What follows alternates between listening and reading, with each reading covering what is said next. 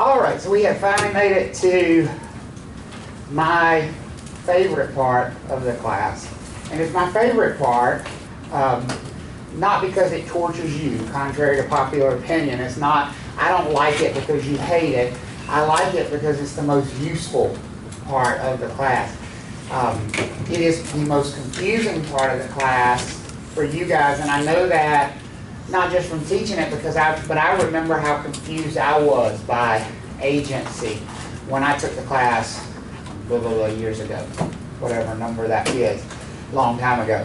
And even back then, agency was confusing for me. And I consider myself somewhat of an expert on agency at this point because I have taught it so much, and I've taught it in different places and around the state, around the country. I've written classes about agency.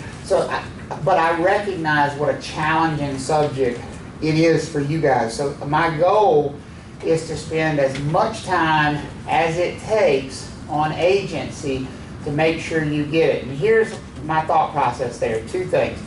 Number one, it is ultra important that you get this for passing this exam.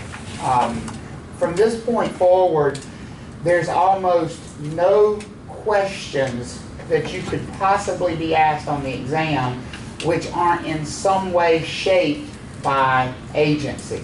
Because even if it's a contract-based question, you're going to have to first ask yourself, well, are they representing the buyer, the seller, or both? You know, you're going to have to know whose team the agent is on in the transaction, because how you respond to the question is not only going to be dictated by what you know about the contract, but by what team you're on. Because that's the truth of the business. The business is all about what team you're on. As a broker in charge over the years, my agents who worked for me or worked in my firm came to understand that my biggest pet peeve was starting to ask me a question about what they should do in a transaction and not telling me whose side they were on. You know, they would walk in my office and go, hey, I got this contract going on and I'm trying to figure out what I should tell my client to do, and the due diligence date is coming up next week. And you guys don't know what a due diligence date is, and you don't need to know. But here's what annoys me about that question. I need to tell my client what to do because the due diligence date is coming up next week. Newsflash. My answer is completely dictated by whether you represent the buyer or the seller. Because what's good for one is what? Is bad for the other. I need to know what team, what side of the thing we're on first. Because that dictates everything that comes. In fact, I used to answer the question, and I answered the question one time, and I gave somebody a 20-minute answer on the assumption that they were on the seller's side. And I explained to them why that was my answer and why we needed to do this and why we needed to negotiate that way. And it was centered around repairs. And I said, well, here's the way your seller needs to approach the repairs. Number one, don't start repairing anything until you know for sure the buyer's committed. And I started explaining all these things. And 20 minutes later, my agent goes, well, I'm on the buyer's side. So, okay, that would have been good to know to start with. Take everything I just said and do the exact opposite, and you'll be in good shape. Because all of that advice is exactly wrong if I'm on the other side. Does that make sense? You have to think of this as a team sport. It is a team sport from your perspective. That doesn't mean it's a game. It doesn't mean we're playing with people's lives. But it means we have to be competitive in the sense that we are fighting for our client and only our client. Are you with me on that? And that's why agency is so important. You can't answer test questions and you can't answer real life situations if you don't first think about whose team you're on. Because that question is going to determine so much about what you can do, what you should do, and what is the best way forward. And so many of the test questions are shaped in that regard, and people try to answer the test questions without worrying about the agency part. But you can't memorize these answers. And that's why we have to spend so much time on agency. There is no memorization when it comes to agency. Yeah, you're going to memorize some terms, and you're going to memorize some rules, but it's the application of those things. So I want you right from the beginning to get into this mindset. What team am I on? Am I on the buyer's team? Am I on the seller's team? Am I on both teams? Or am I on neither team? Because all those answers are possible. And the way you move forward is always going to be different based on what team you're on in the transaction. Does that make sense for everybody? Okay. That's the heart of agency, and it's really the root of what we do. We are agents of our clients. We act on their behalf. We stand in their place. Our job is to represent them as well as or better than they would represent themselves. If you're doing something and you don't think that your client would feel it's in their best interest, you need to really stop and question if you're doing the right thing. Now, I'm not going to, notice I didn't say you're doing the wrong thing automatically, because there will be times, and this is what makes agency so tough, there will be times when the law actually compels you to do something that's not in the best interest of your client. But there will be things that the law says that's too far, or you don't do that. Like for example, if I have a seller who's selling their house and the roof leaks, is it in the seller's best interest that buyers know that the roof leaks? No. It is in the seller's best interest? It's not in the seller's best interest. Whose best interest is it in? The buyer's. So if we were operating strictly from a perspective of what's in the best interest of our seller, would we tell buyers that the roof leaks? We would not. Guess what? We do it anyway.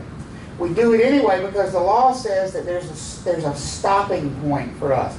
That though it is a team sport, there are clear lines in the sand that you do not cross. You fight like hell for your clients until you get to that line, and then you stop. And you have to stop at that line.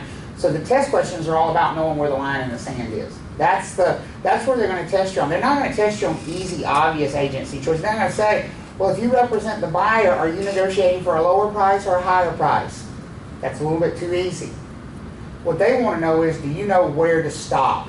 Do you know where is the line in the sand? And that's what agency is all about. So the first thing we talk about with agency is this idea of caveat emptor, and what it means for buyers and sellers, and then what it means for us. The first thing that I can tell you about caveat emptor is that it, well, hang on just a second here. I'm sorry?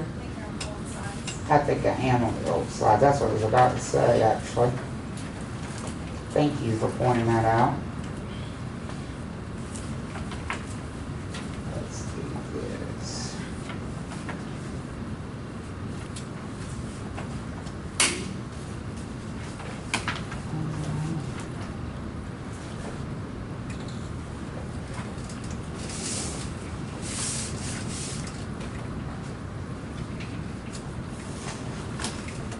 There we go. I was on the February version, there's a May version.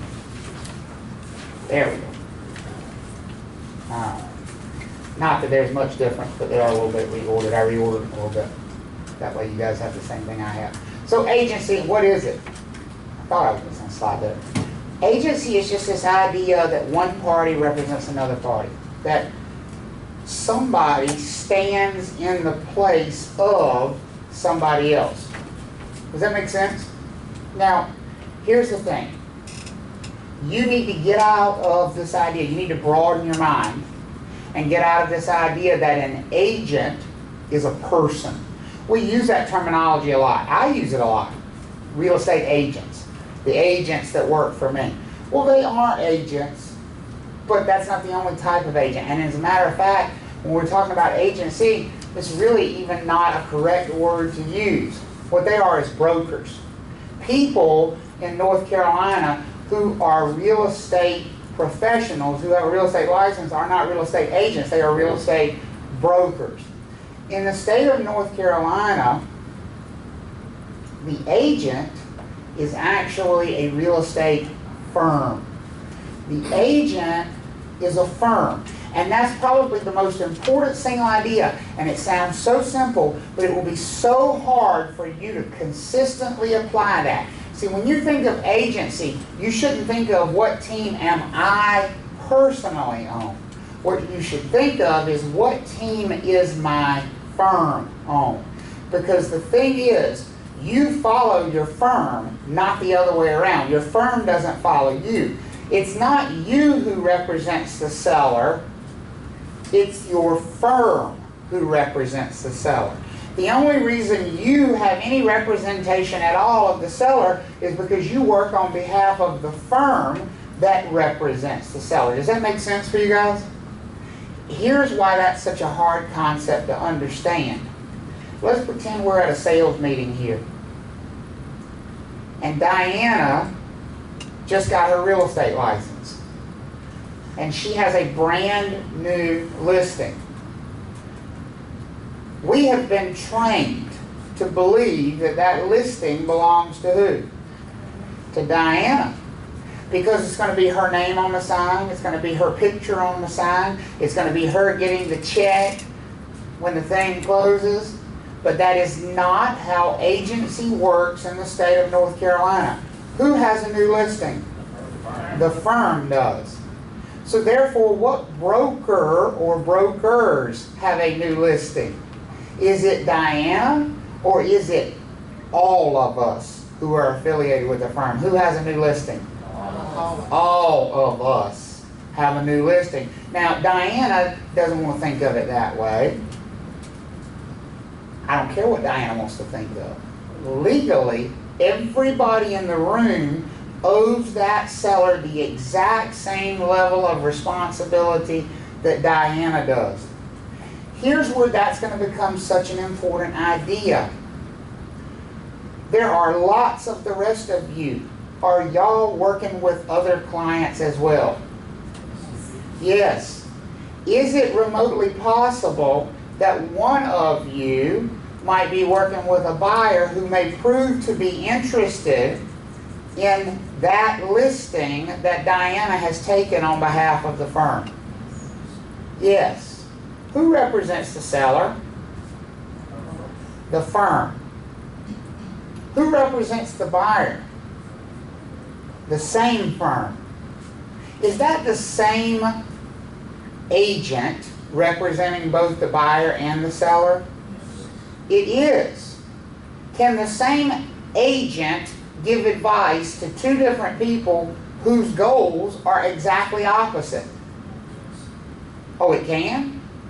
Y'all operate in some weird, funky world. If you think that's possible, how can the same agent give advice to two different parties whose goals are exactly opposite in the transaction? It can't. There's no way. There's no way that you can take this group of people, the listing firm, and take the same group of people and say that they can equally advise two different parties whose goals are completely the opposite thing. What's the seller's goal? To sell. Sell, not just sell. We can sell for $1. Sell for what? The highest possible price. What's the buyer's goal? Buy for the lowest possible price. What's the seller's goal about repairs?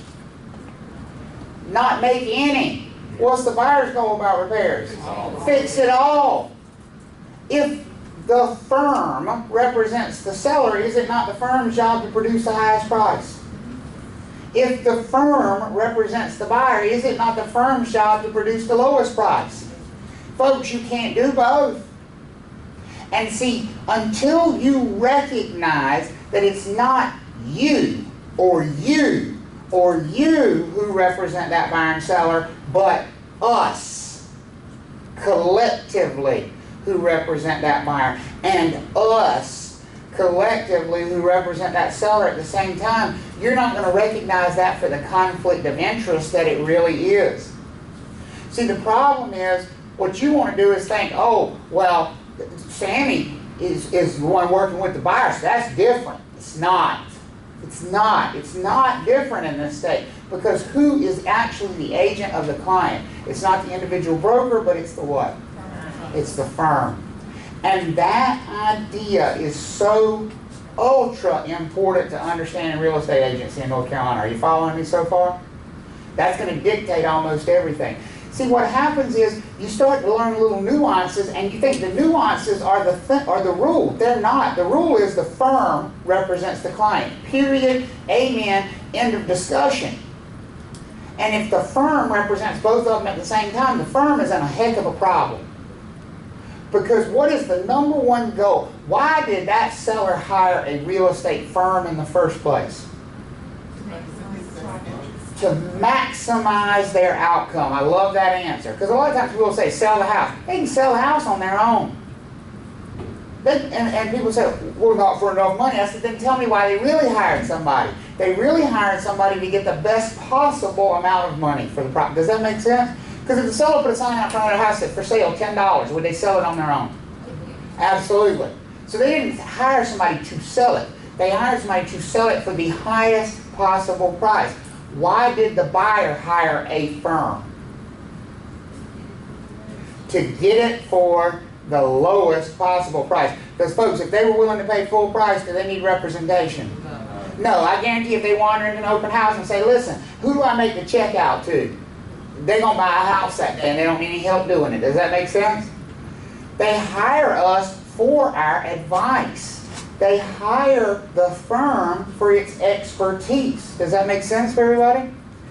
If they both have hired the same firm, they cannot expect to get the advice and expertise of that firm because the firm's loyalties have now become what?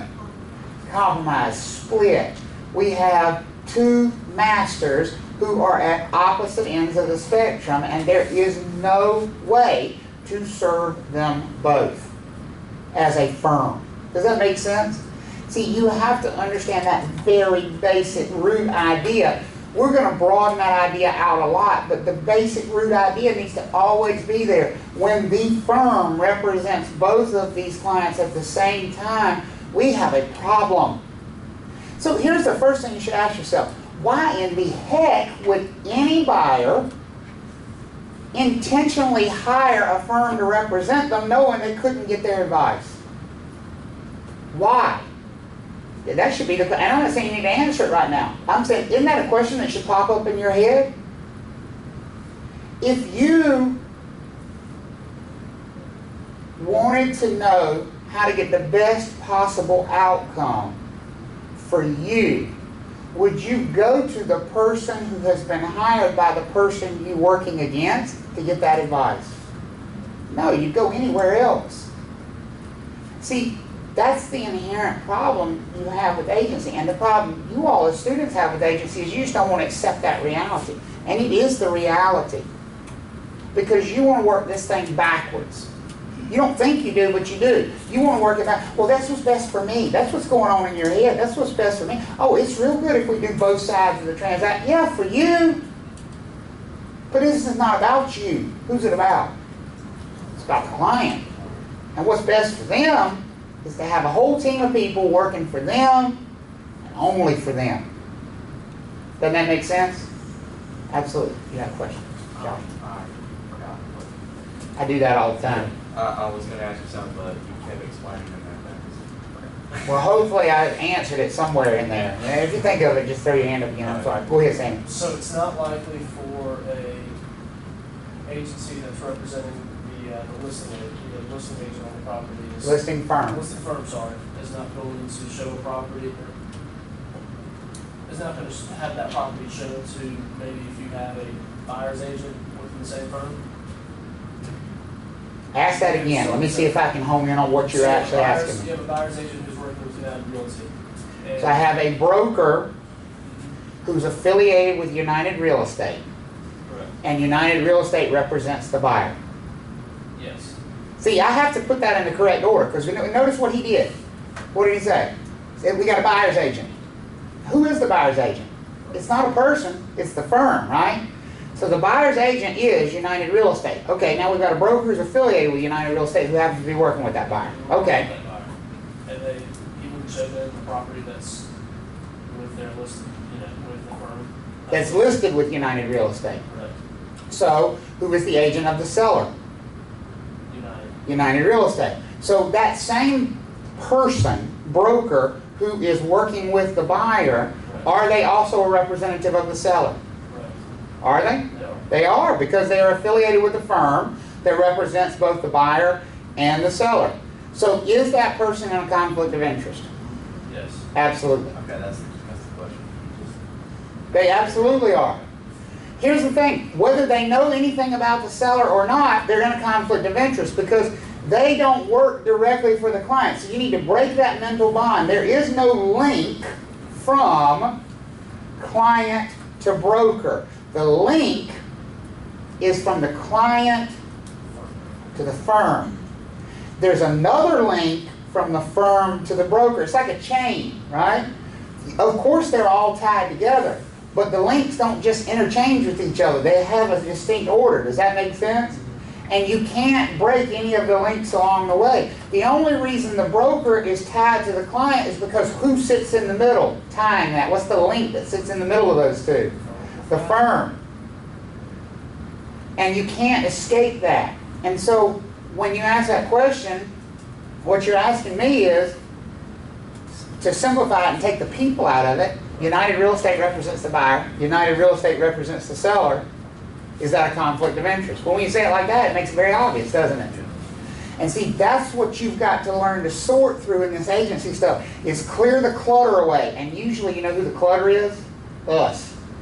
We, as people, are what make this confusing. Because once you distill it down to it's just the firm that represents the buyer and it's just the firm that represents the seller, it becomes very obvious when it's a conflict of interest.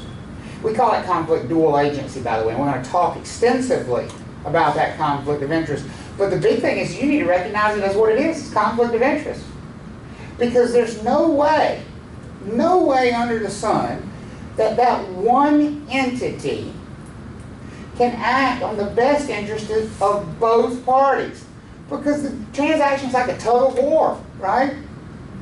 And the buyer's pulling one direction, the seller's pulling the opposite direction.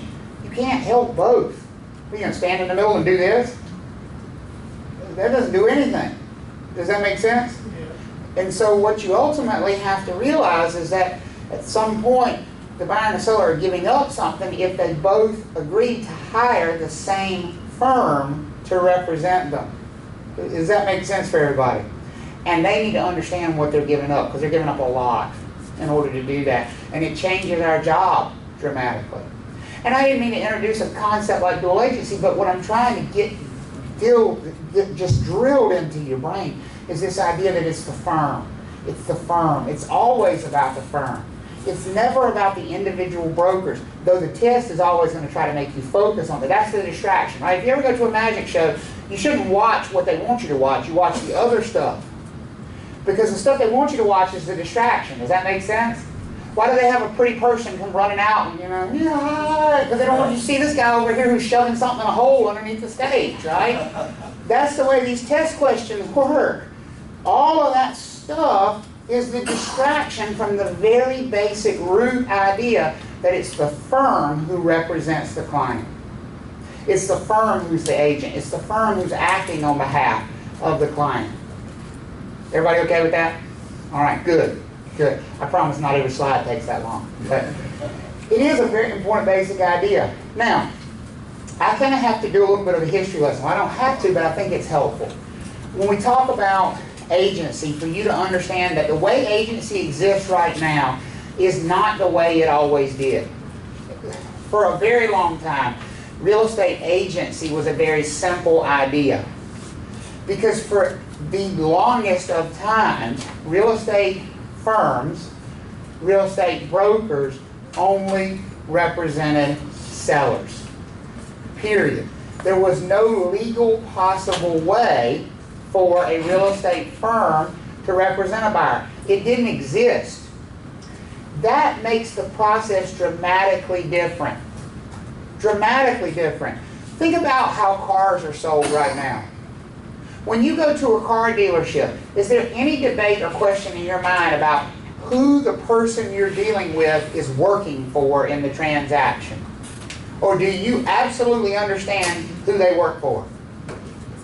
If it's cloudy, then you need to go check again. Because if they are in that dealership, whose best interest are they working for? The dealerships. Their goal is to rip you off. They may play nice and say it's not, and there are some that are more honest and more straightforward than others. But folks, everything about that business is based on them getting you the worst deal possible. Because the more money they make for the dealership, what happens to their compensation? The more money they make. off of the transaction. Their job is not only to sell the car, but it's to sell the car under the best circumstances possible for the dealership. Does that make sense? How many of you have ever had a buyer's agent when you went and bought a car? I don't think they exist, do they? That's exactly the way real estate brokerage worked for the first 100 years that this was a profession. Real estate brokers always, and real estate firms always represented the seller. That's it. That's all there was. In theory, and I say in theory, that's a much cleaner approach to the thing. It's a much cleaner approach to have everybody represent the seller because it takes away, number one, a bunch of possibilities. It takes away us having to define agency to people. Because if everybody represents the seller, how long does it take you to explain that to somebody? If you've got a client sitting in front of you or a buyer sitting in front of you, how do you explain to them that you represent the seller? You say, I represent the seller. Period. I'm not representing you. You're on your own. Does that make sense? And that goes hand in hand with this idea right here of caveat emptor. Caveat emptor is a Latin phrase. And like most things in Latin, it's not really a direct translation, but the closest that we've got is let the buyer beware. Caveat emptor really means without warranty. Is a real close. Caveat is like a warranty, and emptor means empty, void. So without warranty. Let the buyer beware. It means in a sales transaction, and this is the basis for all real estate law in North Carolina. All real estate law is based around this idea of caveat emptor. What that means is that all of the responsibility of knowing what's going on in the transaction, when you're talking about a transaction between only a buyer and a seller, they're the only parties involved, so not us, buyer and seller. The law needs to be clear about whose responsibility it is to know what's going on between the buyer and the seller. And guess what the law says? Whose responsibility is it? Let the buyer beware. So whose responsibility is it to know what's going on? The buyers. All these, there's 1,000 cliches that we use about this. You buy it, it's yours. The fleas come with the dog. All these expressions are based around this idea of caveat emptor. That when you buy something, you better know what you're buying before you buy it. Isn't that sort of what we've talked about, like with liens and appurtenances all the way through the class? We've said you need to be very aware of these things before you purchase a property because they're what? Fleas on the dog. They're permanently attached. They're there forever. Does that ring a bell for you guys? And every time I said, who needs to make sure you know what you're getting before you buy it? Did I say the seller needs to tell the buyer about it, or did I say the buyer better figure that out? The buyer better figure it out. That's what caveat emptor means. And that was originally the basis of all real estate law in North Carolina. And that still is. Only when the transaction is directly between the buyer and the seller. See, we are like a fly in the ointment to caveat emptor. Because we're professionals. We got a license. When you get a license, are you held to a higher responsibility than the general public is? Yes.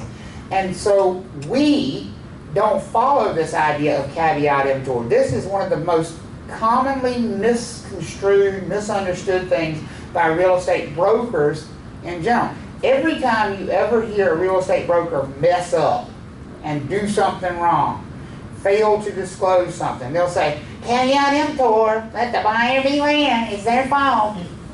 No, it is not.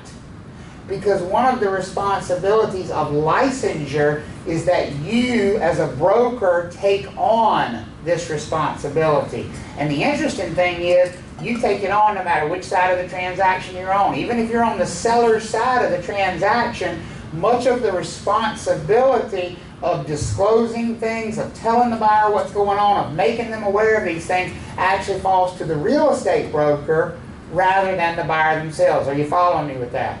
So if the transaction was a for sale by owner, FSBO, you'll hear me use that terminology, FSBO, for sale by owner. If it's a for sale by owner, and does that mean that the seller has no representation, correct? So no real estate firm is representing the seller, and the buyer doesn't have any representation. It's just a transaction between the buyer and the seller. Who does all the responsibility fall to? The buyer. But as soon as that seller goes out and hires a firm to list their property for sale, who does this responsibility fall to? The listing firm. It's still not the seller's responsibility. We still don't hold the seller responsible, because when you're talking about a disagreement between the buyer and the seller, it's always going to fall to who? The buyer. But the listing firm gets held responsible. So I want you to understand that this idea of caveat emptor worked really well when buyers were essentially on their own. Because real estate brokers just tagged along with that. Does that make sense? It pretty much said, my job is to represent the seller. But over time, we've drastically changed that. And so when you talk about what we do now, it's dramatically different. Let me tell you how we got to where we are now. If you go back in time 40 years, real estate brokers all represented who? Sellers.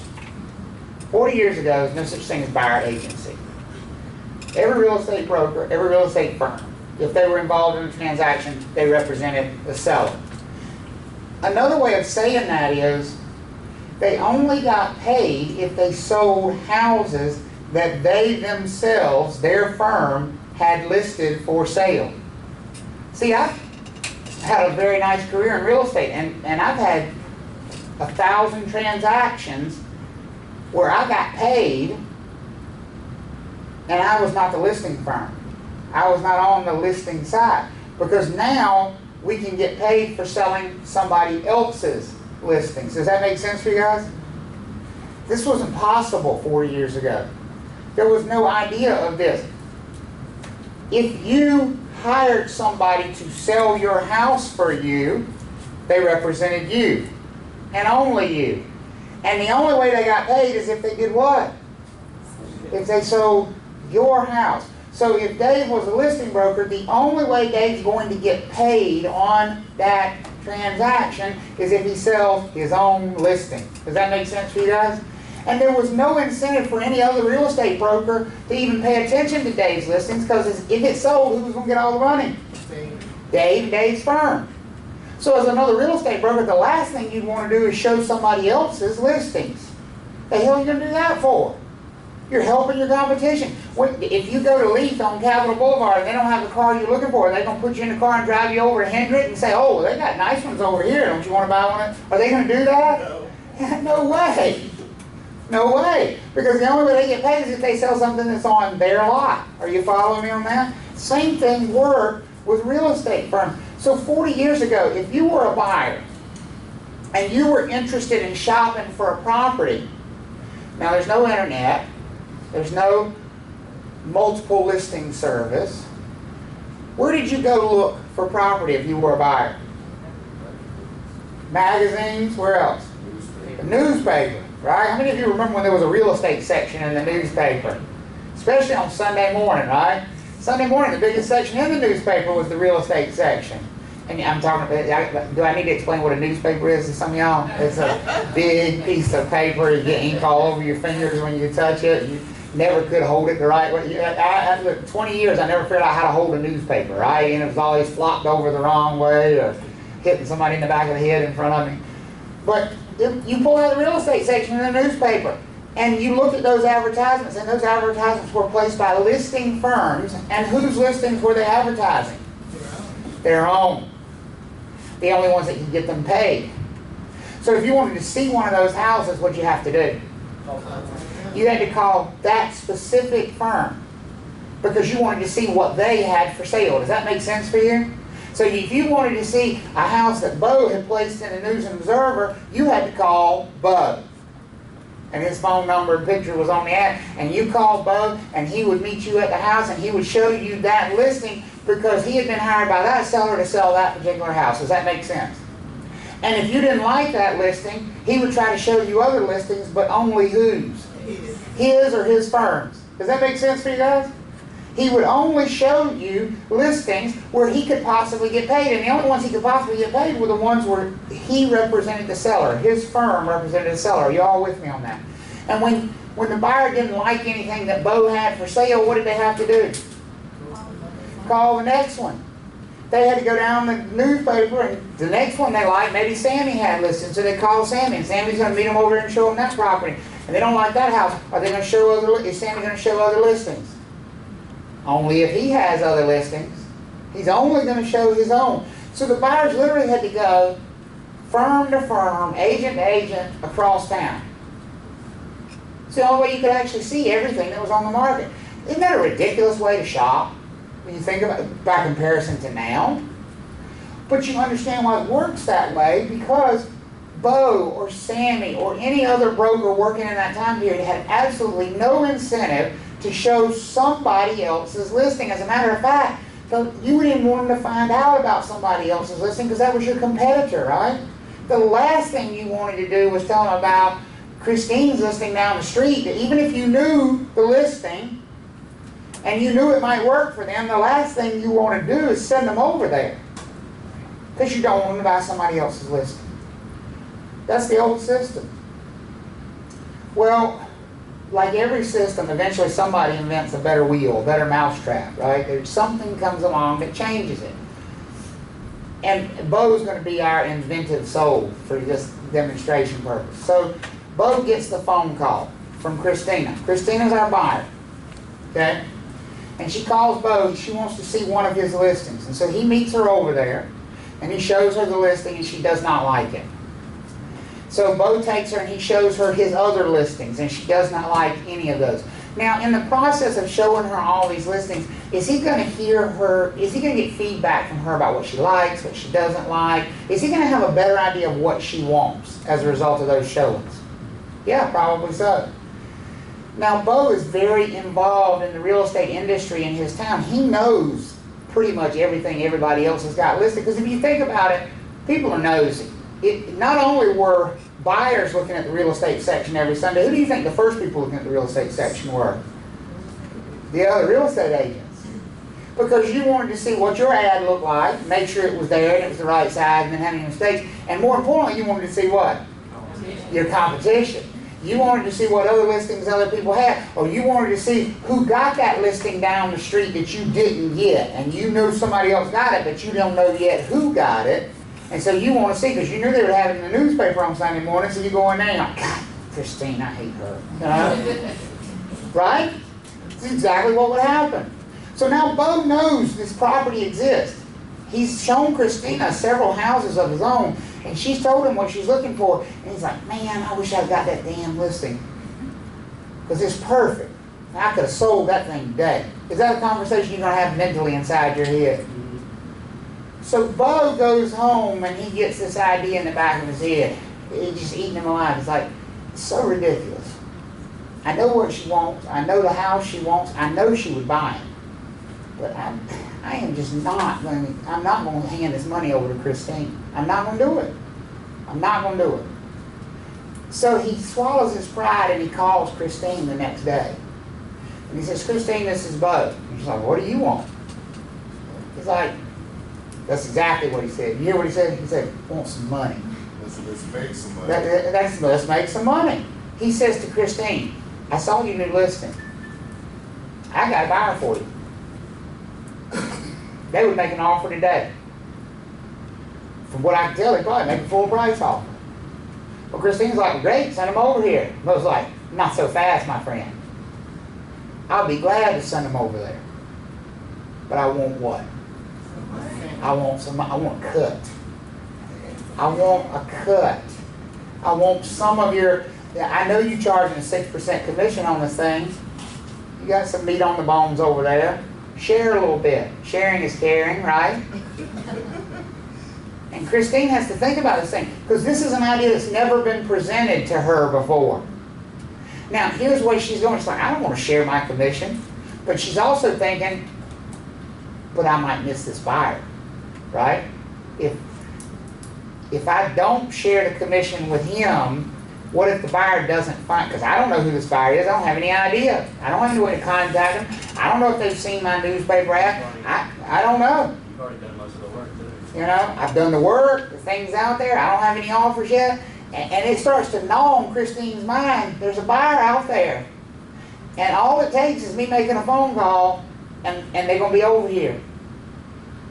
Does that become pretty compelling after a while when you start having that mental conversation? So Christine calls back. She says, Bo, here, I tell you what. I'll give you 25% of my commission. And of course, Bo wants half, and she says, you're crazy. So finally, Bo relents and agrees to, and I'm just throwing a number out there, 25%. There's no such thing as a standard number, I'm just throwing it out there. But Bo agrees he'll take 25%, because after all, how much is Bo going to make off of this buyer? Zero. Nothing. He's got information that's only valuable if he can get Christine to pay up. Does that make sense? So he's going to take 25% in exchange for giving Christine what?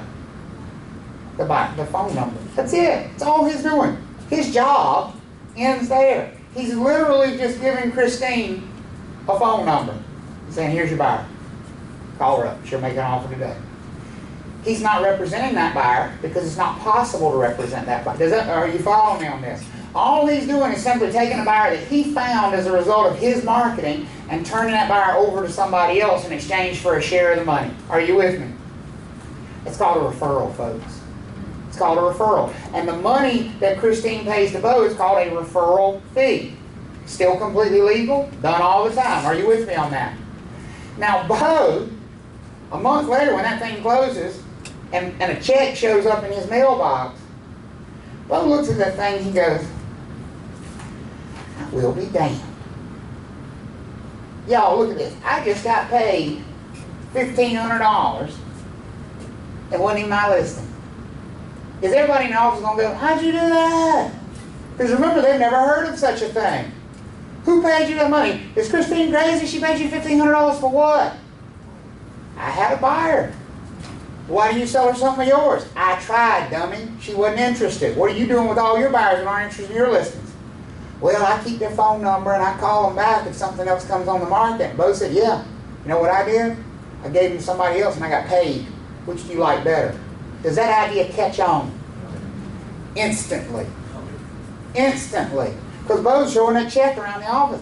Now, here's the thing for Christine. Yes, she gave up 25% of her commission, but she all of a sudden is thinking, you know what, that wasn't the worst thing in the world. Because essentially, I gave up 25% of my commission, but I might have lost all of it if I hadn't taken that deal, because I may not have ever found that buyer. Does that make sense? So the next time Christine gets that phone call, is she going to be more open to the idea? Yeah. And the next time Bo has a buyer who's looked at all his listings and is not interested, is he going to be more instantly open to the idea of referring it over to somebody? No question. And that becomes the norm all of a sudden. Within 2 years, that's the way everybody around town does it. If you show a buyer around and they don't like what you got and you know somebody else who does, so essentially you do the research for them, right? So now, Bo still pulls out the real estate section every Sunday, but he's just not being nosy anymore. What is he doing now when he looks at the real estate section on Sunday? He's working through his list of buyers that he's shown listings, trying to remember what they want and thinking, look, I remember talking to Omar, and Omar would like this one. Let me call him up. And so now Bo calls Omar. And he says, Omar, are you still looking for a house? And Omar says, yeah, I haven't found anything yet. He said, listen, I got the house for you. This is what he says, I have the house for you. Does Bo actually have the house? No, but that's what he says. He says, I have the house for you. And he calls the listing agent, Dave this time. And he works out the referral deal.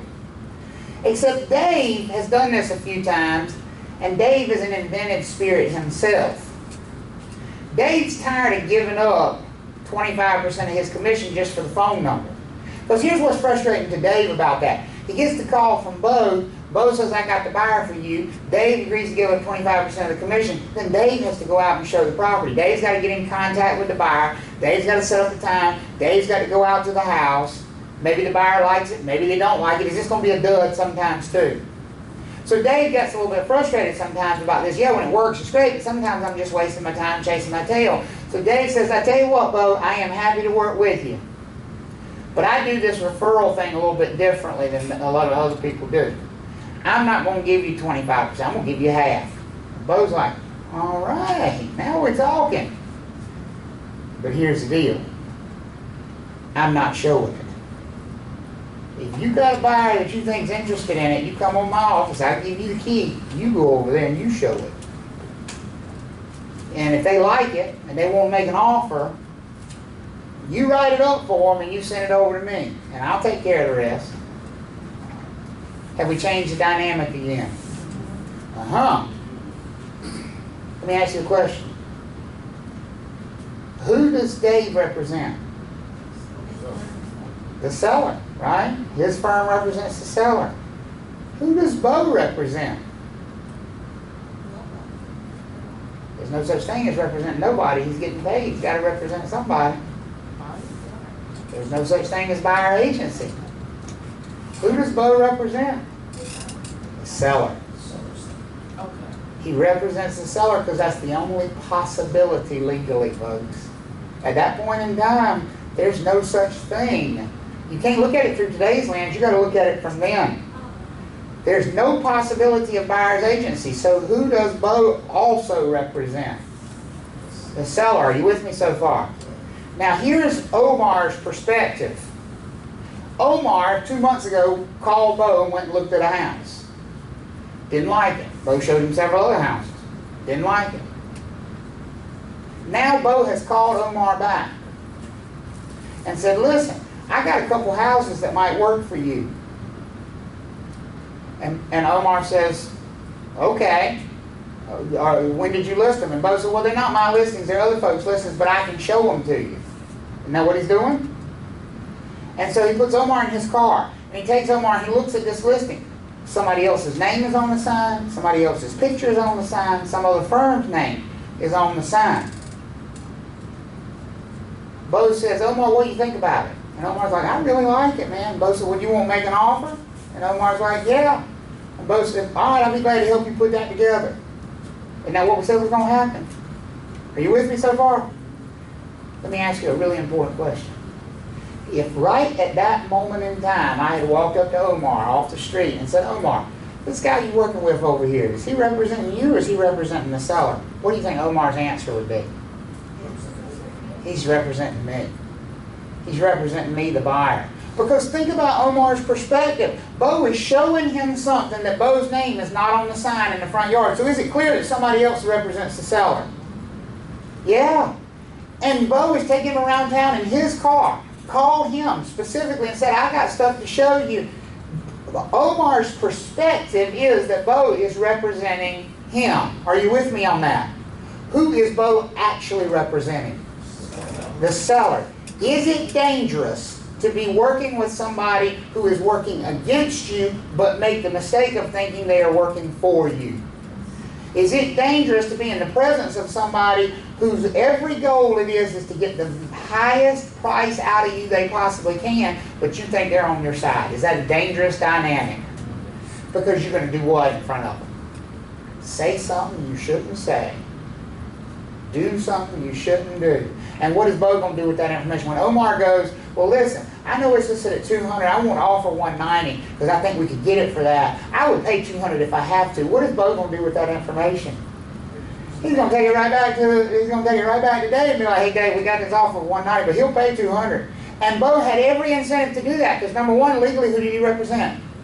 The seller. Number two, does he make more commission if it sells for $200 than if it sells for $190? Absolutely. Who's getting screwed in that deal? The buyer is. Does that make sense for you guys? This became a very common way to practice real estate. A very common way to practice real estate. And the federal government stepped in and said, listen. And when the federal government stepped in, they didn't say this to real estate brokers. They said it to real estate commissions and real estate boards around the country. They walked into the North Carolina Real Estate Commission just like every other state in the country, and they said, fix this mess. This is a nightmare. You have got these brokers running around, and buyers think they have representation when they really don't. And if you don't want us to take this whole circus over and make real estate licensure a federal deal, then you will fix this mess. How do you think the North Carolina Real Estate Commission, like every other real estate board and commission across the country, fixed the mess? If the perspective of the buyer was that they had representation, what's the easiest way to fix the problem? Give them representation. Welcome to buyer agency. That's where it came from. It simply came out of the confusion of all these referrals. Does that make sense for everybody? Yes, sir. It happened at varying stages across the country. Generally speaking, it started in the late 80s and went through the early 90s. In North Carolina, 1992 is the year for buyer agency. So you're still only talking 25, 26 years in North Carolina. It's a fairly recent phenomenon.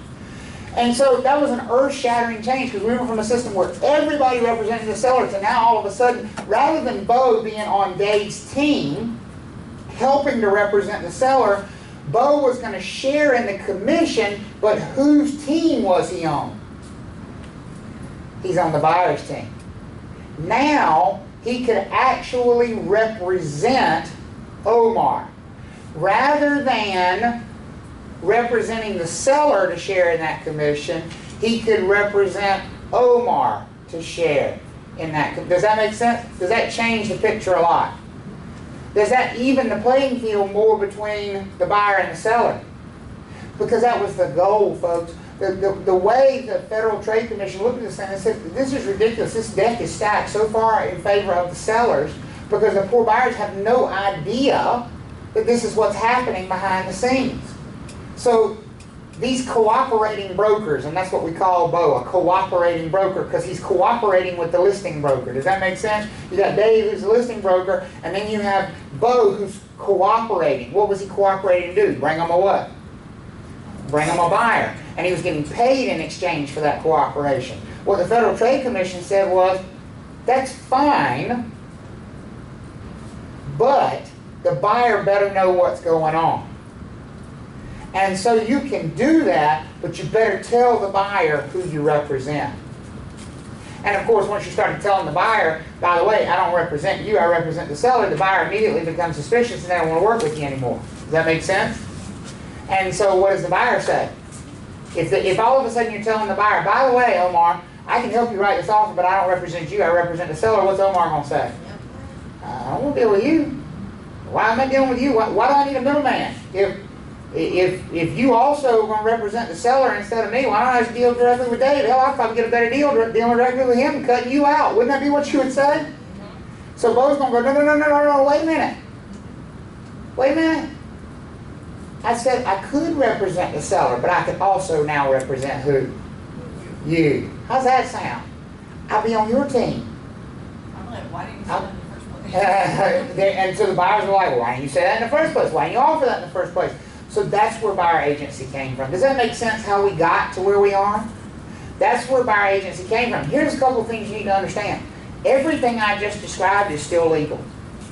Nothing about the old process is gone in the sense of being illegal. It is still 100% legal for Bo to go out and show some other firm's listings and not represent the buyer who's showing those listings to. Now, who does he have to tell what's going on? He's got to tell the buyer, and he has to have permission from who to cooperate in that way?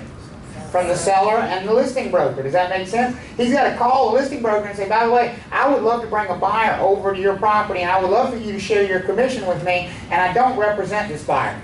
What do you think is going to be the response in today's world from the listing broker? You really think so?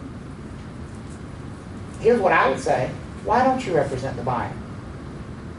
You mean you're working with them and they don't trust you enough to hire you, but you want me to trust you enough to put you on my team? That would probably be my response at this point in time. But that's because the dynamic's changed. The dynamic has changed because now we favor buyer agency more. It's the more natural feeling thing. Does that make sense for everybody? But it can still be done the old-fashioned way. And here's another thing I want you to remember before we get deep into agency. There is no rule on this planet that says everybody has to be represented in the transaction. Can a buyer still remain unrepresented if they choose to? Sure they can. And if you're the listing broker, what should always be your goal? For the buyer to be what? That is not your goal for them to be represented. Your goal should be for them to be what? Unrepresented. If you are the listing, see, that's the thing about agency. You won't put yourself on a team. Whose team are you on if you represent the seller? The seller's team. Do you want a buyer who has competent, smart, aggressive representation, or do you want a dumbass who doesn't know their rear end from a hole in the ground buying that property? Which do you want? You want the dumbass. It's better for your seller if the buyer is what? Unrepresented. And you need to remember that, because when you walk into a situation and you represent the seller, you're already in the best possible situation for the seller. Right there. That's the best possible outcome. And people say all the time, well, that's not fair to the buyer. You're right. It's not. It's not your job to be fair to the buyer. Who do you represent? The seller. Are you following me on that? Here's why I point that out. We got so many agents that get it wrong. There's so many agents who walk into that scenario and they ask a buyer, I'm holding an open house. And so if I'm holding an open house, whose listing is it? My firm's listing, right? I represent the seller. Buyer comes in. They like the house. I ask them, well, are you working with an agent? No, I'm not working with an agent. That should be freaking music to your ears if you represent who? The seller. Because is that not the best possible outcome? We got agents who will try to change that. Like, oh, well, we could represent you too. What? Why? What? Exactly. Why? Why would you, number one, did you not just do your seller a huge disservice by even offering that? Yes. Yeah, because the best possible outcome for your seller is that that buyer not be what? Represented. So by even offering that, you did a disservice to your seller. Number two, you're offering to put yourself into a conflict of interest. Now, shouldn't you try to avoid a conflict of interest? Why would you offer to put yourself into one? You have to think about it from that perspective. The problem is agents have been so conditioned now to think, because of this sharing of commissions, this cooperative transaction, agents have been so commissioned now to think it's about two sides. There's two sides to the commission. There's the listing side and there's the buyer side. Does that make sense for you guys? There's no such thing, folks. There's one commission, and who does it belong to? Does it belong to the listing firm, or does it belong to the buyer's firm? Who does it belong to? The listing firm. And the listing firm has agreed to share that commission with another firm if that other firm produces what? A buyer for them. Are there really two sides to the commission if the buyer's unrepresented then? If the buyer's unrepresented, how many sides are there to the commission? Just one. And where does it go? It goes all to where? To the listing firm. Not only is your seller already in the best possible position, you're already in the best possible position. Because when you hold that open house and that buyer comes in and they don't have an agent, the seller's in the best possible position because the buyer doesn't have representation, they're not going to get advice, right? You and your firm are in the best possible position because there is nobody to split the commission with. Why would you monkey with that? Are you following me on that? Sure, you can monkey with it. There's no expression. If it ain't broke, don't fix it, right? Yes, ma'am. Christine. Aren't you innately doing that by asking them if they're working with somebody? Because if they're not, aren't they going to say, well, should I be? Well, and so here's the question. And I love Christine's question here because it's a great question. She said, if I ask them, are you working with an agent? And they say no. Their follow-up question might naturally be, well, should I be? And here's the first lesson about agency. If you're holding that open house, who you represent? The seller. If you represent the seller, folks, you cannot answer any question that comes from a buyer that starts with the words, should I? Or would you? Or what should I? Because all of those questions are centered around advice about what's best for them. You don't represent them. Does that make sense? So the proper answer to that question is to say, you don't have to be represented, Christine, if you choose not to be. There's no requirement that you have representation. If you choose to, that's fine, but you don't have to. Did I give her any advice? No. I just told her what her options were. I shouldn't say yes, you should. Should she have an agent? Of course. And here's how I know she should have an agent, because she's working against me, and I'm pretty dang good at what I do. And if I'm on the seller side, you need help. Are you with me on that? It's not that I'm going to be unethical. I'm not going to take advantage of it, but am I going to engineer this transaction to get the best possible result for my seller? Of course I am. That's my job. It's my job. I think I just did it. I took a listing up in Lake Gaston, and before I could get the thing on the market, somebody from the other side of the lake was riding by on their boat. I'm out there putting the sign up on the boathouse, and they came over and they want to make an offer on the property. Of course, I told them, I said, listen, I represent the seller. Don't tell me anything you wouldn't want the seller to know. Are you working with an agent? No, we really weren't even thinking we were looking. Gosh, this is such a beautiful lot. And I said, okay, well, you don't have to be represented. That's up to you. Well, can we make an offer? What is the answer to that question? Yeah. Sure you can. Cash, check, or charge? Which one do you want? I mean, of course you can make an offer. And they did.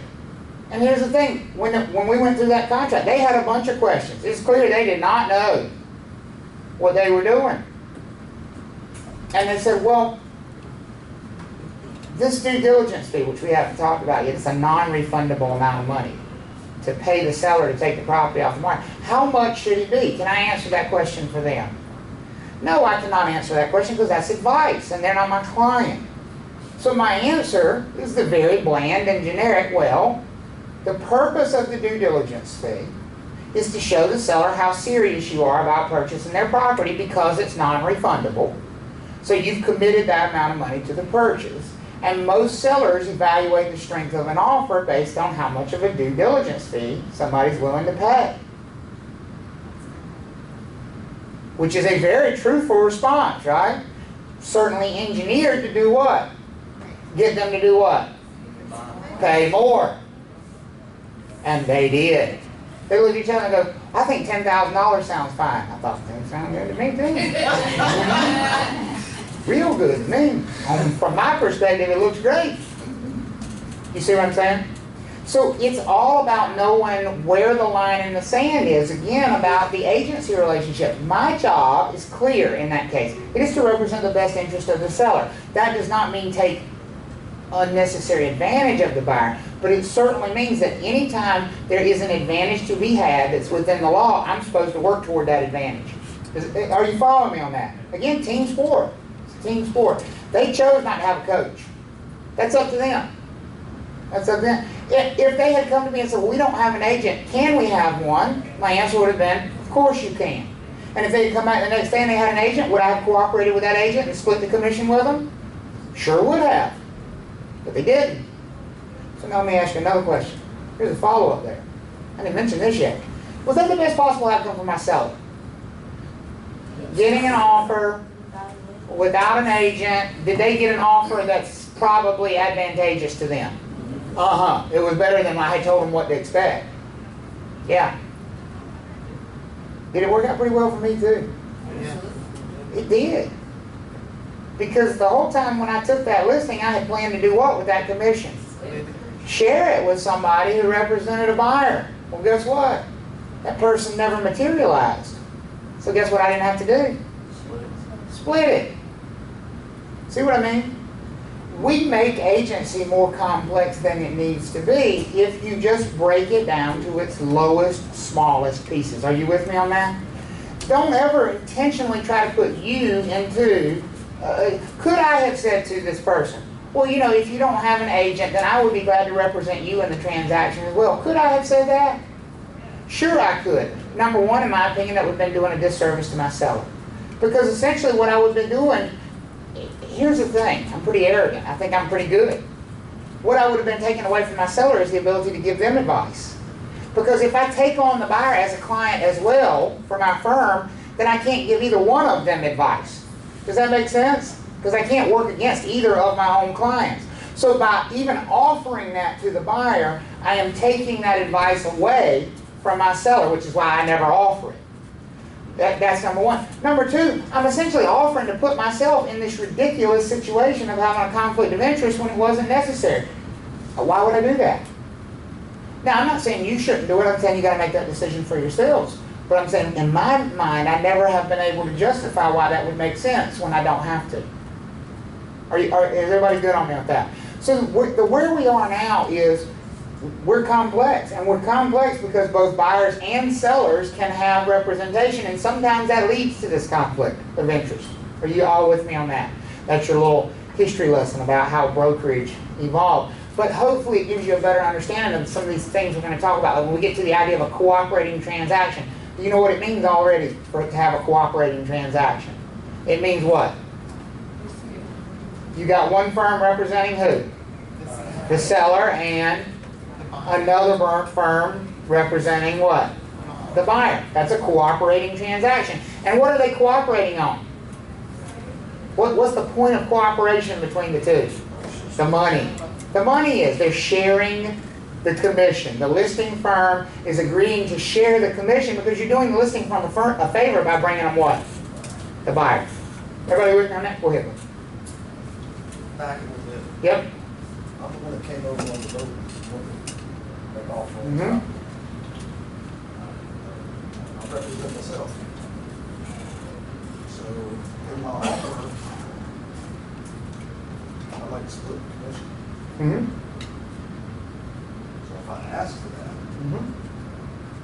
is it, where do you stand? Is you have the as a seller's agent Mm-hmm. obligated to split that commission? So I'm going to restate his question so everybody got it. Bud is a very astute observer here and asked a really important question.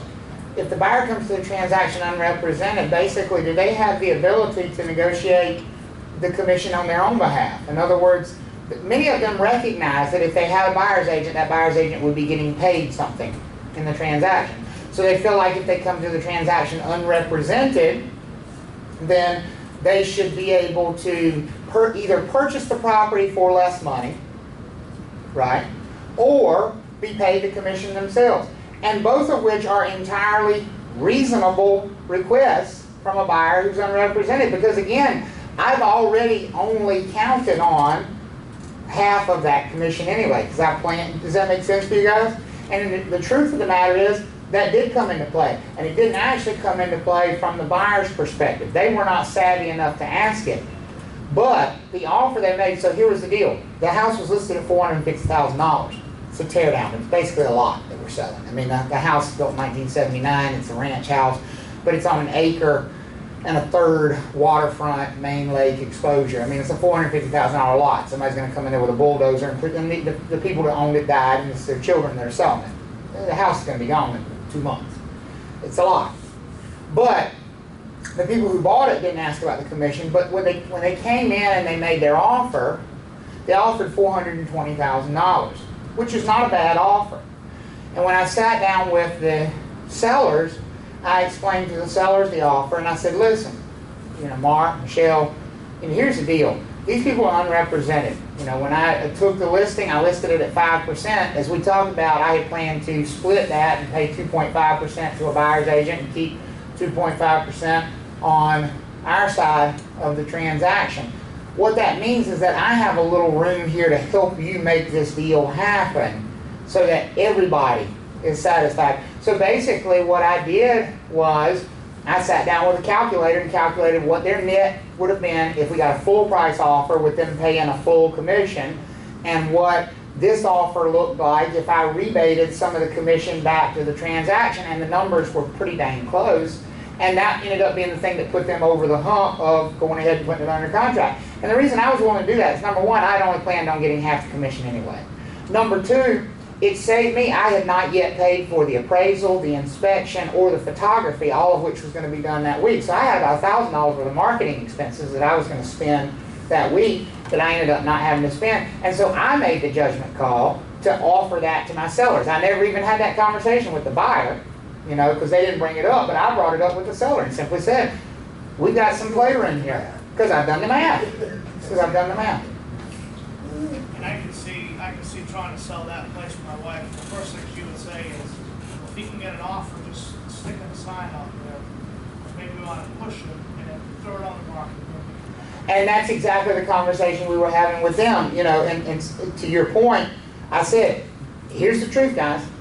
We can put it on the market, and we may get a little bit better offer than this. But if we get $435, it's not really a better offer because you're paying the full 5% commission on that $435 because that buyer's going to have a buyer's agent. Whereas right now, because I don't have to do all this work, and because I don't have to pay a buyer's agent, I can just simply shave that off the commission I charge you. You're essentially walking away with the same money you would as if we sold it for $435, putting it on the market. And so once they saw the numbers, they're like, well, there's really no potential upside for us in putting it on the market. And so that was sort of the, you know, and I had decided that was going to be the best way to present it to them because honestly, I don't really want to spend $1,000 and have to wait and put it on the market and deal with showings and all that stuff if I can be done with it right now too. You know? So, so it's a good question. And now, here's what I will say. The only time you have to be careful of something like that, and this is a practical thing, not for the test, don't ever do that in a multiple offer situation. If you've got multiple offers, and one comes from somebody who's represented by a buyer's agent and one comes from somebody who's unrepresented, you can't offer your seller a discount on the commission for the one and not on the other, because essentially what you've done is now favored one buyer over the other. The buyer who's unrepresented now has an advantage in the transaction, and you can never favor one buyer over the other in a multiple offer situation. So what you did for one, you'd have to do for all, you know. But since there's only one offer in play, you have the freedom to do that. So, is everybody okay with that? Kind of understand what he was asking and why my response was what it was? Good, good. So, as we talked about, this is how, and now I'm really going to get into the lecture stuff. This is how agency flows in North Carolina. It flows from the client to the firm, not from the client directly to the broker, but from the client down to the firm, and then to the brokers. We said the agent is the firm, right? Here's a word that you need to understand because you're going to see it repeatedly on the exam and it throws people for a loop. Sub-agent. What does the prefix sub mean? A submarine goes where? Under the water, right? So a sub-agent is one level under the agent. If the firm is the agent, who would be one level under that? The brokers within the firm. Does that make sense? If once you understand that terminology, then the terminology sub-agent of the seller won't be nearly as confusing. You're going to see that terminology a lot. Sub-agent of the seller. Well, the word sub, or the prefix sub, just means below. Below the agent of the seller. Who's the agent of the seller? Which firm? The listing firm, right? The listing firm is the agent of the seller. Does that make sense? So who's one step below the agent of the seller? The brokers within the listing firm. So if I say sub-agent of the seller, really all I'm saying is a fancy legal way of saying the real estate brokers who hang their license with the listing firm. Does that make sense? Because the firm is the agent and the sub-agents are just... So who are the sub-agents of the buyer? We don't use that terminology quite as often, but who would the sub-agents of the buyer be? It would be the brokers who are affiliated with the firm that represents who? The buyer. Here's what I want to point out to you about that. That's a way of telling you whose team somebody's on. If I say that Sammy is working with a buyer as a sub-agent of the seller. We'll repeat that. Sammy is working with a buyer as a sub-agent of the seller. Okay, who's he working with? Who's he working with? Buyer. Who's he working for? The seller. He is working for the seller. Who's he working with? The buyer. His face-to-face interaction is with the buyer. He's showing the buyer the property. He's helping the buyer write up an offer. But who is he working for? Whose best interest is he working for?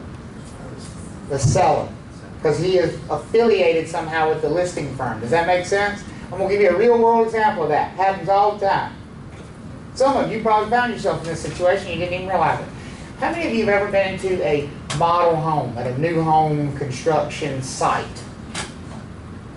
That person sitting in there, working in that model home, that agent who's in there, who do they work with all day, every day? Buyers. Whose questions do they answer all day, every day? Buyers. Who do they help make choices on cabinets and countertops and flooring options all day long? Buyers. Who do they help draft those contracts to purchase that property? Buyers. But who are they working for? Whose best interest are they looking out for in every step along the way? The seller. The proper way to describe them is they are sub-agents of the seller. And all that means is that their legal responsibility and relationship is not to the buyer that they're working with, but to who? To the seller. Does that make sense? So, for example, put that in the resale side. What's most similar on the resale side to going into a new home construction model home? What's the most similar experience you can have in shopping for a resale property? An open house. An open house. Isn't an open house pretty much the same thing as going to a new home construction model house? You walk in the door, who's holding the thing open? Somebody, a sub-agent of the seller. So they're working with buyers, but who are they representing?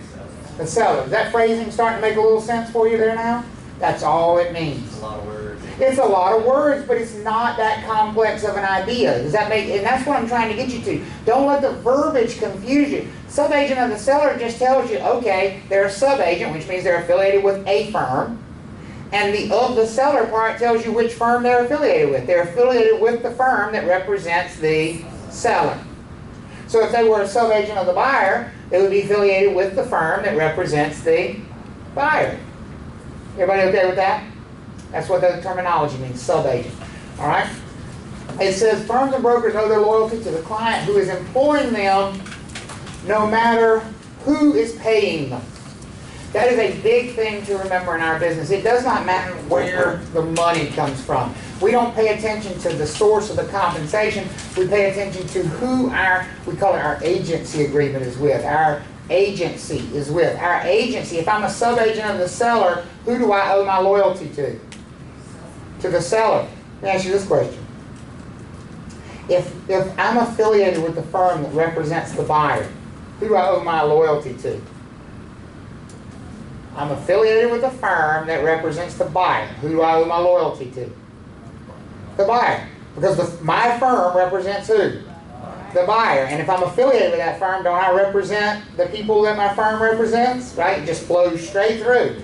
So I'm a sub-agent of the buyer is another way I could say that, correct? So if I'm affiliated with a firm that represents the buyer, my loyalty is to the buyer. Where's my money coming from, though? Probably the seller. It doesn't matter where the money comes from. It matters who we have an agency agreement with. Is everybody okay with that? Good. Good. The law of agency is everything that we're going to talk about. There is no specific one law. There's a bunch of laws.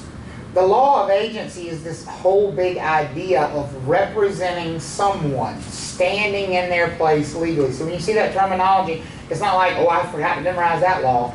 There's not one. There's a whole book of them. The law of agency is this big category of things that govern how we represent other people. Now there's some terminology you need to be familiar with, and then we'll take our first break after we do the terminology here and come back at it. Agency. Agency is a relationship, so you should underline the word relationship in that definition. It's the relationship that exists when one person is authorized to act for another. If I'm a sub-agent of the seller, I have an agency relationship with who? The seller or the buyer? The seller. I do not have an agency relationship with the buyer because I have not been hired to work on the best interest of the buyer or on behalf of the buyer. Does that make sense for everybody? Okay. So my agency, in that case, would be with the seller. Agency is just that legal relationship. So firms have agency relationships with clients. Brokers have agency relationships with who? Their firm. Our agency is to our firm. See, when I work, I don't work directly on behalf of the client. I work on behalf of the firm, and the firm works on behalf of the client. Because remember, there's always that chain, and the link between me and the client is the what? Is the firm. Can't skip over that. There's no way for me to act directly on behalf of my client. I act in the best interest of the firm. It just so happens that what's in the best interest of the firm is also in the best interest of who? The client. It flows up that way. Okay? Everybody good with that? All right? Principal. It's another word for client. Principal and client mean the exact same thing. So, a principal is somebody that we represent, somebody that we have an agency relationship with. If I'm a sub-agent of the seller, then the seller is my principal in the transaction, or the seller is my client in the transaction. Does that make sense for everybody? So if I'm a sub-agent of the seller, is the buyer my principal? No, they're not. Does that make sense? Everybody good with that? Okay. The principal is the client. It's the person you represent. Agent. Agent just means whoever acts on behalf of somebody else. Who is the agent in a real estate transaction in North Carolina? The firm. The agent is the firm. It's the firm that's expected to act on the best interest of the client.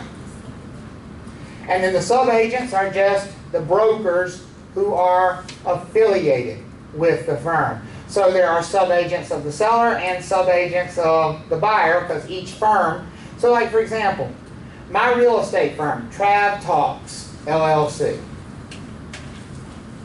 has 3 sub-agents, of which I am one. Me, my mom, Leslie. That's it. The 3 of us. Boom, boom, boom. So but who is acting on behalf of the clients? Is it Travis Everett or is it Trav Talks LLC? It's Trav Talks LLC that's acting on behalf of the client. And here's how I know that. When the commission check comes, guess what's going to be on it? Trav Talks LLC. Because it's Trav Talks LLC that was hired by the client. It's Trav Talks LLC that worked on behalf of the client. It's Trav Talks LLC that gets paid by the client. That's where you know where the agency relationship is. Now, eventually, is that money going to filter down to the sub-agents? Absolutely. But that is between the firm and the sub-agents. That's where it's nice to be both. Right? When your name is on the firm, it's a lot, that filtering process loses a lot less along the way. The filtering process can be steep in some places. You know, some of those filters get clogged up pretty quickly, like they catch half of your money on the way down, so, or more in some cases. All right. A fiduciary. This is a big word. Doesn't have a big meaning though. It's a client. It means client. A fiduciary is a client. A fiduciary relationship is a trust-based relationship. I have fiduciary responsibilities to my clients, to my principals. So I use that as a synonym of client or principal, right? My fiduciary, if I'm a sub-agent of the seller, who's my fiduciary? The seller is. Does that make sense for everybody? It means I have so when we list, later on in the class, when we say, this is a fiduciary responsibility, who do we owe that responsibility to? Clients or other people other than clients? Clients. So if we label something as, this is a fiduciary responsibility, then the only person you owe that to is your client. Not to everybody, just your client. We good on that? And then finally, the word that does not mean the same as all the rest. All of the rest of these go together, but that one down at the bottom goes in a class all of its own. Because all of the rest of these deal with agency relationships. People we represent, people we act on behalf of. Customers are the exact opposite. Customers are same thing as third parties. Sometimes you'll see them referred to as third parties. The customer is anybody in the transaction, not just a person, but anybody involved in the transaction that you do not represent. So a client is the person you owe. You do represent. A customer is anybody else. That's Trudy's response is the best one. Obviously, if I'm a sub-agent of the seller, who's my principal? The seller. Who would be my customers? Anybody else? So would the buyer be a customer? Yes. Would the closing attorney be a customer? Yeah. Would the lender be a customer? Inspector? Anybody other than my client is my customer. Here's why that's important. Later on in this chapter, we're going to talk about responsibilities you owe to clients, fiduciary responsibilities, versus responsibilities you owe to customers. So you have to clearly know the difference between who's a client and who's a customer. Everybody okay with that? Good. Good. Last thing, and then we'll do our little break here. Okay? Different levels of agency. Universal agency, general agency, special agency. These are like, it's like if you go in martial arts, you know, white belt, brown belt, black belt. You know, how much power you have, how much authority you have. I'm going to start with a universal agent. A universal agent. First of all, the word agent, let's just start there. The word agent just means anybody who's been hired to work on behalf of somebody else, to represent the best interest of somebody else. So who do we say the agent was in a real estate transaction? The firm. The firm is the agent, right? So if the seller hires a listing firm, then the listing firm is the agent of the seller. The seller has to choose how much authority to give to that listing firm. Are you with me so far? They can hire him as an agent, but the question is, what kind of agent? At what level? The seller could choose, if they wanted to give the listing firm unlimited power. And when I say unlimited, I mean unlimited. In other words, the listing firm would have the right to put the seller in an insane asylum if they wanted to. The listing firm would have the right to sell everything the seller owns, decide exactly what price to accept, take the money, and take themselves on a vacation to Tahiti with the money. Is that a level of power that most sellers are going to want to give their listing firm? I cannot imagine why. That is called universal agency. So anytime, and now so let's take it outside of real estate. Agency doesn't exist just in real estate. Anytime somebody represents somebody else or acts on behalf of somebody else, it's called an agency relationship. Where would this exist? Where would you see a person give up all of their decision-making authority? The power of attorney, you said family members. What kind of family members specifically? Usually. Well, most spouses are not going to give universal agency. They ain't that much in love. Your parents, when they become what?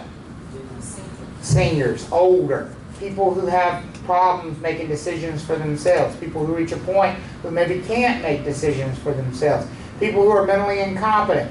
These are the kinds of times where we would see universal agency. Does that make sense for you guys? That would never exist in a real estate situation. You would never give a real estate firm this kind of power. So it's possible, it's legally possible, but you would never give. It's also referred to sometimes as an unlimited power of attorney. Unlimited power of attorney. Now, power of attorney doesn't mean the same thing as unlimited power of attorney, because most powers of attorney are very precisely limited to what power you have. Does that make sense for people? Whereas universal agency is all decision-making authority. You essentially become that person. You take over their decision-making authority. Anything they can do for themselves, you can do for them. That's universal agency. You will almost never see this with real estate brokerage. General agency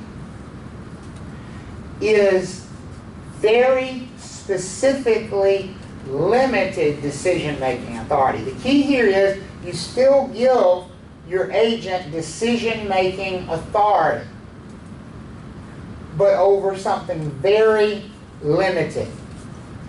This does happen in real estate, but not in sales transactions. Because here's what it would look like in a sales transaction. When you hire a listing firm, who sets the price? Is it the seller or is it the listing firm? The seller. Who decides how much to accept, the seller or the listing firm? The seller. If the listing firm had a general agency relationship, then the listing firm would just decide, okay, this is a good offer, we're going to accept it. And they would sign the sales contract on behalf of the seller. They would make the decision, and they would sign the sales contract, and the seller would be bound by that signature. Now, they wouldn't have the power to mess with any of the seller's other assets, but for that one property, they'd be given all the decision-making authority. Is that usually how a sales transaction works? No. But I'll tell you where it does work like that in real estate. How many of you have ever heard of property management? In property management, doesn't the management company or management firm have decision-making authority? Yeah. What kind of decisions do they make? Signing the lease, accepting the tenant and signing the lease. Well, I as the property manager may sign the lease, but who's bound by the lease? The landlord is. Does that make sense? So it's ultimately the real estate broker or firm making a decision that the client has to live with. Does that make sense for everybody? That's general agency. So we would see that in property management, but not in sales transactions generally. Now, the big difference between general agency and universal agency is if I have a general agency relationship and I'm managing that property, I can make all the decisions for that property. Can I decide to take the money and run off to Hawaii with it? No, because my decision making is limited to just managing that property. Is everybody okay on that? It's limited authority. Well, we've gone from unlimited authority to limited authority. What do you think the next one is? How about no authority? Special agency.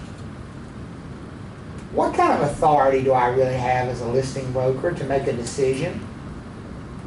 None. What I can do is provide advice. Ultimately, all the decisions are going to be made by who? My client, the seller. It's going to be the seller who decides what offer to accept. It's going to be the seller who decides what price to list at. It's going to be the seller who decides whether to lower the price or raise the price. It's going to be the seller who decides what day is acceptable for closing. Now, am I going to try to sway them by giving them advice? Sure. But if I get frustrated with them, can I just sign it and say, to hell with it, we're doing it anyway? Yes. No, better not. You see what I'm saying? That is special agency. That is special agency. You have no authority. And this is where the vast majority of real estate transactions take place, in special agency. We simply provide advice. Everybody good on the differences between these three? Okay? Make sure you can identify that on a test. All right? Let's take your first break. When we come back, we'll talk about some fiduciary responsibilities.